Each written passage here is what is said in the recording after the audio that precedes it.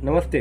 जय श्री राम। एक समय था जब युवक युवतियाँ प्रेम में पड़कर विवाह के लिए भाग जाया करते थे, क्योंकि घर वालों की सहमति नहीं होती थी।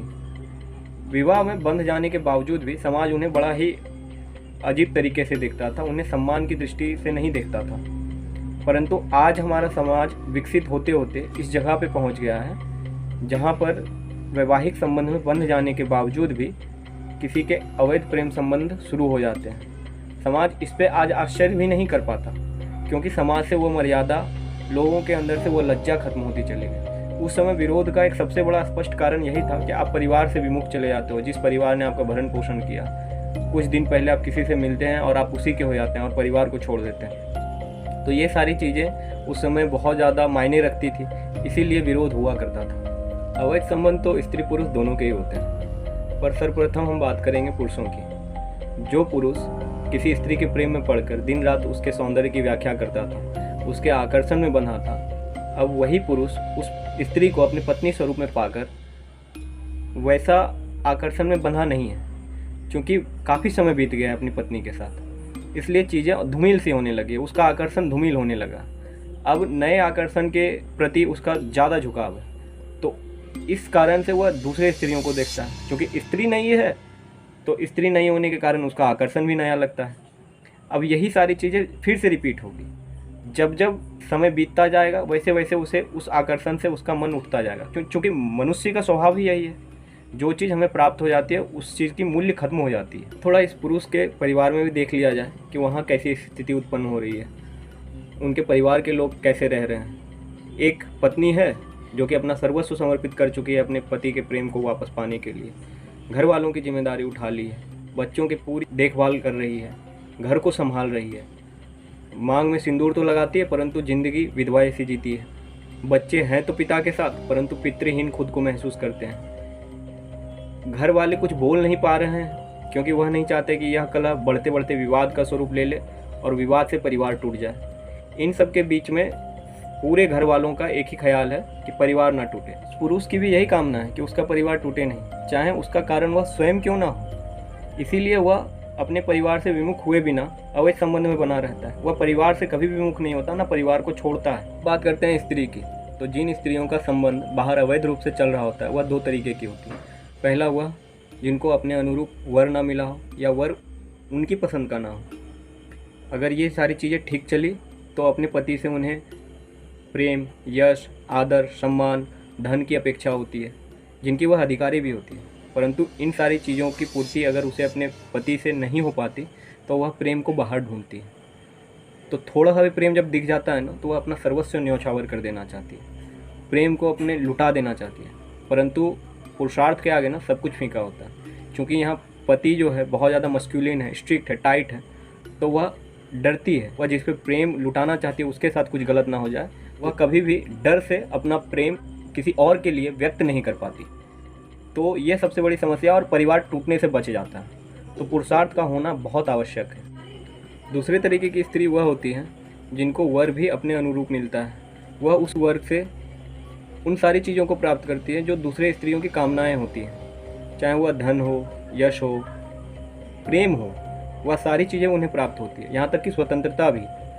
और जब आपको सारी चीज़ें प्राप्त हो जाती हैं ना, तो मन नए चीज़ों की ओर आकर्षित होता है। मनुष्य का स्वभाव ही वही है, जो चीज़ें आपको प्राप्त हो गई उसकी मूल्य कम हो जाती है। सौंदर्य का तो एक स्वाभाविक गुण है कि उनकी यश कीर्ति तो होती रहनी चाहिए, चाहे वो प्रकृति हो, और स्त्री को तो प्रकृति के स्वरूप में बताया गया है। तो सौंदर्यता तो अपनी कीर्ति के पीछे जाएगी ही ना। थोड़ी सी भी तारीफ मिल जाने के बाद वह उस पुरुष के प्रति आकर्षित हो जाती है जिसको वह अभी अभी जानती है, क्योंकि वह नया है। और नएपन की इच्छा तो मन का हमेशा से रहा, अभी कुछ प्राप्त हो जाए तो नई चीज़ों की ओर आकर्षित। जिस पति की पंक्तियों पे वह आकर्षित होकर उसकी पत्नी बनी थी, अब वही सारी चीज़ें उसे फीकी लगने लगती है। वहीं बाहर वालों का थोड़ी सी भी तारीफ़ कर देना उसे नयापन लगता है, क्योंकि तारीफ़ करने वाला नया है ना, तो तारीफ़ नहीं लगती है। और ऐसे में उसके प्रति आकर्षण बढ़ता चला जाता है। यह आकर्षण अवैध रूप ले लेता है। वहीं पर उसका पति उससे प्रेम ही इतना करता है कि उस पर कभी संदेह नहीं करना चाहता, उस पर अटूट विश्वास है, इसीलिए कभी भी उसके स्वतंत्रता पे अंकुश नहीं लगाता।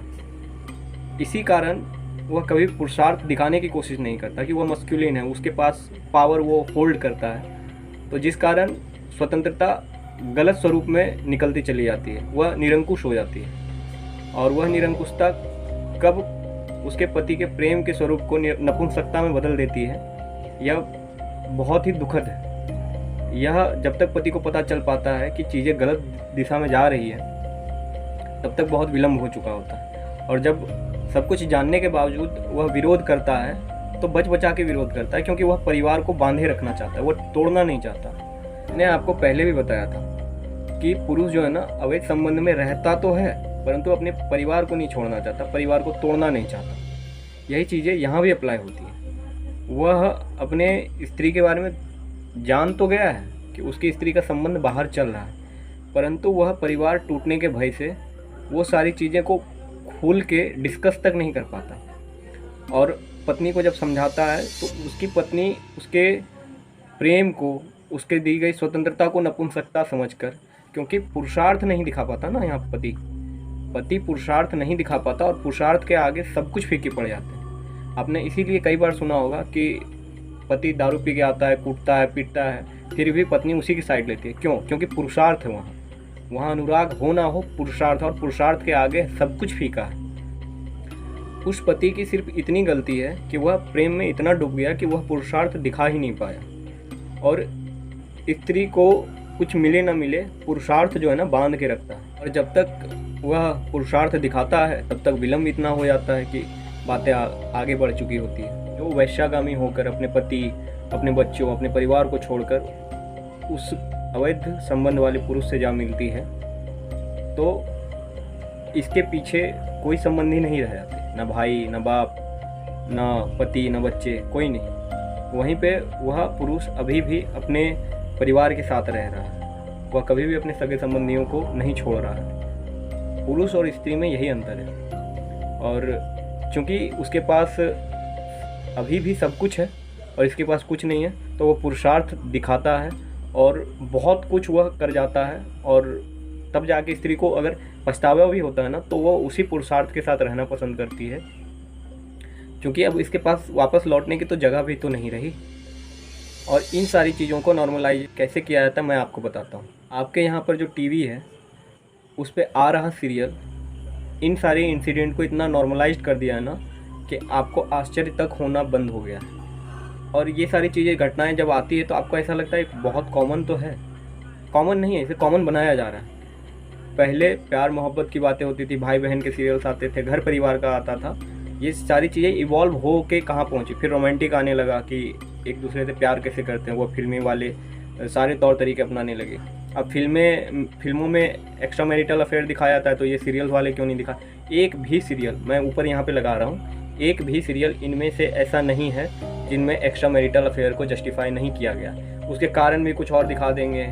एक पति है, उसके दो पत्नियां हैं, एक पत्नी के दो पति हैं, बाहर चक्कर चल रहा है, कॉलेज का प्यार आ जाता है वापस, कॉलेज के बाद बिजनेस में तो एक्स्ट्रा मैरिटल अफेयर वहाँ हो गया। एक लड़के से एक बहन की शादी हो गई है, तो दूसरी बहन सिर्फ इसलिए किलस रही है कि वह उसे पसंद करती है, तो अब उसी लड़के को दूसरी वाली बहन भी चाहिए। समझ नहीं आ रहा है कैसा कॉन्सेप्ट चल रहा है। माँ, दादी, चाची, सारे इन सारों के साथ आपके घर की बहन, बेटी, ये सब बैठ के देख रही हैं। अब सोचो कि क्या असर पड़ रहा होगा। ये सारी चीज़ें सीरियल्स इतने ज़्यादा नॉर्मलाइज कर दिए हैं ना, और शाम 7 बजे से ये सारी चीज़ें शुरू होती हैं। इन सारी चीज़ों को हाईलाइट करना इसलिए भी ज़रूरी है कि बहुत बहुत गलत तरीके से, बहुत घटिया, मतलब प्रस्तुतिकरण इतना घटिया है ना। आज के टाइम में मजाक रोस्टिंग हो गया, मतलब गाली दे दिया मजाक हो गया भाई। किसी लड़की का मजाक बना दिया तो सिग्मा मेल हो गए। समझ नहीं आता, मतलब हम किस सोसाइटी की तरफ बढ़ रहे हैं। सबसे ज़्यादा आश्चर्य और दुखद बात यह हो गई है कि प्रेम विवाह करने के बावजूद भी लोग आजकल अवैध संबंध में कैसे जुड़ जाते हैं। यह चीज़ें बहुत ज़्यादा भयावह है, क्योंकि जब आप अपने ही पसंद से संतुष्ट नहीं हो पा रहे हो तो आप कौन से पाप कर रहे हो, और ऐसे पापों का परिणाम कितना गंदा होगा। आप अपने बच्चों को खो दोगे, परिवार को खो दोगे, आपके पास कुछ नहीं रहेगा। आखिरकार आप जब जीवन में अकेले रह जाओगे ना, तो सिर्फ और सिर्फ उस समय पश्चाताप के अलावा आपके पास कोई रास्ता नहीं बचता। मैं ये नहीं कहता हूँ कि आप टॉक्सिक रिलेशनशिप में बने रहें, टॉक्सिक रिलेशनशिप में ना रहें, परंतु अपने परिवार से टॉक्सिक होना ही क्यों है। सबसे पहली बात उस टॉक्सिसिटी को हटाने का प्रयत्न करेंगे। जब वो नहीं समझे तब जाके हम विवाह विच्छेद की बात सोच सकते हैं। इन सारी चीज़ों के रोकथाम के लिए एक ही रास्ता बचता है, और वही एक रास्ता सबसे सराहनीय भी है, वह है आपका संयुक्त परिवार। आप जब संयुक्त परिवार में होते हो तो आपके साथ साथ आपके सगे संबंधी होते हैं जो आपको भी और आपके साथी को भी अच्छे से जानते हैं। कई बार तो सिर्फ मतभेद इसलिए लंबा खिंच जाता है क्योंकि मध्यस्थता कराने वाले कोई नहीं होते। ये सारी चीज़ें बहुत ज़्यादा बृहद रूप ले लेती हैं। आजकल परिवार जितना सिमटता जा रहा है, समाज और परिवार उतना ही टूटता जा रहा है। कई बार तो आपको एक अभिभावक की ज़रूरत होती है जो कि आपको कम से कम यह बता सके कि आप कहाँ गलत कर रहे हो, कब आपको अपने संबंधियों से माफ़ी मांगनी चाहिए। आपको अपनी गलती का एहसास भी उन्हीं से होता है। तो एक अभिभावक तो सदैव चाहिए। जो लोग अपने अभिभावक को खो देते हैं उन्हें पता होता है कि उनकी क्या कीमत है, उनकी। अगर आपने यहाँ तक वीडियो देखा है, मैंने जो बातचीत की है वो एक बहुत ज़्यादा गंभीर विषय था और मैं अपनी समझ के अनुसार बातचीत करता हूँ। अगर आपको वीडियो अच्छा लगा हो तो आप चैनल सब्सक्राइब कर लीजिए, सब्सक्राइब कर लीजिए मेरे काम को।